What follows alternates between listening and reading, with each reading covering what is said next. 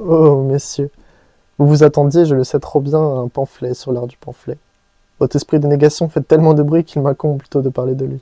Non, pas de l'esprit de négation, vous pensez trop vite. Du bruit. De l'absolue négation de l'être qu'est le bruit. Qui suis-je pour faire une leçon sur le bruit, vous dites-vous, alors que c'est précisément moi qui brise le silence? Vous ricanez. Votre esprit de négation fait encore du bruit. Mais vous avez vrai, il y a contradiction. Comme il n'y a de contradiction que dans le bruit. Vous sauriez, si vous cultiviez suffisamment le silence, que celui-ci tolère les contraires. Les contradictions y sont influence et différence, qui ne s'opposent jamais puisqu'elles coulent toujours dans le même sens.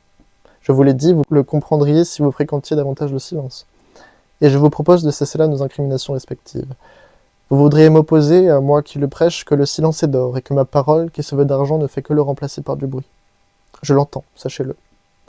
Je trouve moi à redire que vos critiques et votre esprit de négation font du bruit, et je vous propose de nous en défaire. Tâchons plutôt d'embrasser le paradoxe, chacun à sa manière. Vous, à cesser de vouloir me reprendre, et moi, à cesser de croire que vous continuez à vouloir me reprendre. Ainsi, nous pourrons continuer. Je me permettrai de revenir sur votre question. Elle était pertinente, je vous le concède. Quelle est ma légitimité? Eh bien, rien, aucune. Je ne suis personne. Je suis peut-être lui, elle, je suis certainement vous, qui écrivez aussi, qui pensez au moins, et qui pour cela nécessitez de sortir du bruit, pénétrer au cœur de cette solitude, par l'isolement ou le plongeon. J'ai, pour l'écriture de ce texte, dû changer d'espace par 3 fois, tant le bruit me rattrapait. D'abord, on étalait des gravillons à la pelle en bas de chez moi. Ensuite, des enfants assiégeaient mon banc en me demandant si eux pouvaient me lire leurs poèmes. J'ai dit non. Puis pour m'achever, c'était au tour d'une tronçonneuse et de coups de marteau de résonner au loin, par intermittence. Une suite d'obstacles qui me tenaient à l'écart du silence. Je reviens sur l'histoire des enfants à qui je refusais mon oreille. Cette partie de mon récit vous tend, c'était à prévoir.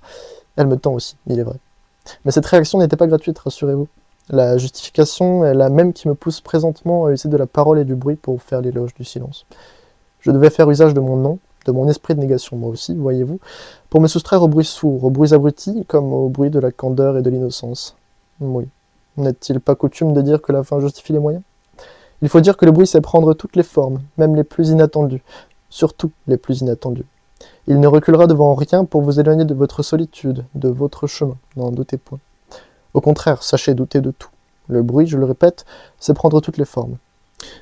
Je vous vois râler déjà, non, ne le niez pas. N'avions-nous pas convenu d'un accord? Si, voilà. Tâchez de rester silencieux et moi imperturbable. Ce sont là des qualités indispensables pour qui espère s'élever sur son chemin. J'évoquais précédemment 2 méthodes pour parvenir à cet espace de solitude que nous portons et que nous sommes.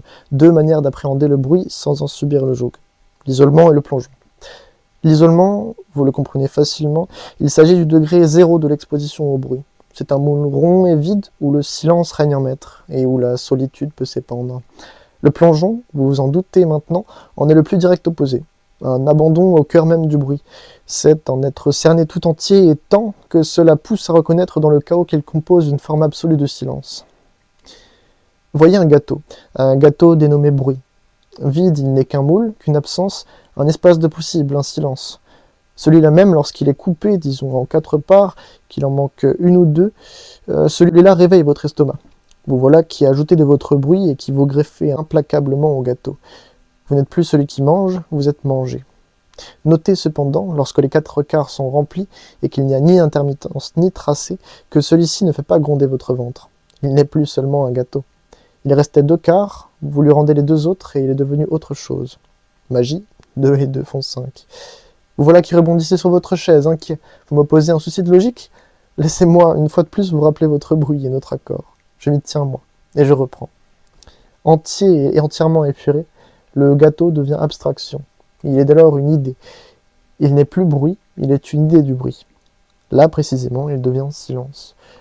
Et le plongeon, comme l'isolement, est, vous l'aurez compris, je l'espère, une façon d'échapper au bruit. Mais je remarque à votre regard que je n'ai pas expliqué encore pourquoi mon acharnement sur le bruit. Ah, vous comprenez doucement, tout cela n'était peut-être qu'une entourloupe. Peut-être n'ai-je usé jusqu'à présent du bruit uniquement pour que vous mesuriez la valeur du silence perdu. Et vous vous dites, nous avions raison de l'y reprendre. Je ris, je ne vous aurais pas intimé au doute pour rien au moins. Mais je me joue encore de vous, ne m'en tenez pas rigueur. Je vais vous dire maintenant tout mon grief avec le bruit. Je ne vous apprends rien cependant. Nous vivons dans une société de bruit, et nous autres, écrivains, penseurs, que sais-je, sommes contraints trop souvent de reléguer l'expression de notre solitude à la vie de nuit, lorsque le bruit n'est encore présent que cloisonné chez les fêtards ou dans l'esprit des insomniaques. La folle agitation du jour nous laisse bien peu d'autre choix que d'embrasser une vie nocturne, de vivre précisément lorsque tout meurt. Or, tous ne le payent pas au même prix. Il apparaît vite, dans l'esprit du concerné, un dilemme pour le moins cornélien, l'art ou la santé. Malheureusement, bien que l'un sert l'autre avec une pleine réciprocité, l'instinct de conservation se jette sur la seconde option, puisque le bruit du jour chaotique ne nous laisse pas d'autre choix que de choisir. Ainsi étouffe dans l'œuf tant d'œuvres dont la lumière et les ondes pourraient nous élever, tandis que la résignation cède à la frustration et que de la sensibilité en fasse un bouquet de fleurs séchées. Messieurs, vous qui m'écoutez maintenant dans le silence d'entre vos deux oreilles, combien d'œuvres avons-nous perdues dans la tyrannie du jour, dans l'exercice placide de son fils le bruit? Enfin, que faire, je vous le demande? Je n'en ai pas la réponse, non. Rappelez-vous, je ne suis personne. Insérer des bulles de silence dans le jour? Oui, mais... Mourir quand vient le bruit et renaître quand il meurt? Oui, mais... Je vous épargne les ruminations qui s'ensuivent. Je vous les étale. Sans art, pas moyen de changer l'ordre des choses. Donc, pas d'art. Il me vient pour seule idée cet échappatoire, se faire sourd. Mais ne faites pas cette tête, refermez cette bouche, il risquerait de s'y échapper du bruit.